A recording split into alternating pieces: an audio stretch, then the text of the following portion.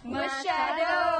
Sino itong performer na sobrang sa pagiging late for an event, kaya ang ending, nilangaw raw ang kanyang performance. Umabot raw kasi sa punto na nanghihila na ito ng members ng audience para bumalik sa kanilang mga upuan. Ito ang naging eksena sa nasabing event ay papakita sa atin ni Pars Rocco as the event producer at si Camille Torres naman as the performer. Action! Ikaw nakakaloka ka na, ha? Talagang 2 oras ka late? Ang dahilan mo talaga sa akin, traffic? Ay, sus! Eto na nga, di ba? Babawi na. Sorry. Hello, kumusta kayo dyan?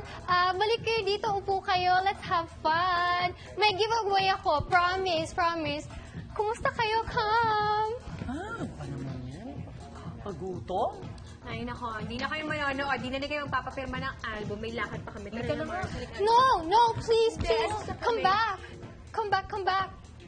Oh, Ay, ayaw na namin talaga. gutom na ako. Tagal. May giveaway ako.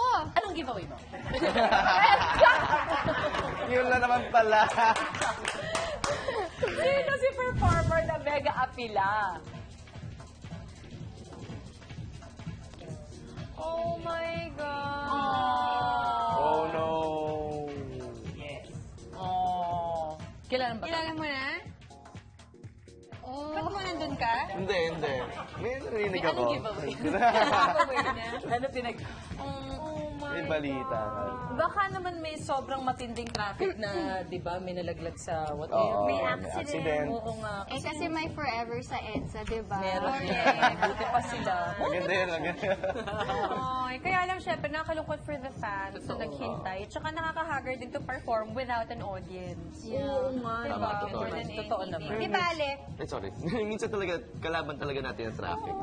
We have to allot, 2 hours na para bumiyahe. Siguro nga on a weekend, maybe more. Oo Just to nga. be safe. Sabado, di ba, malala na rin. Wow. Oo.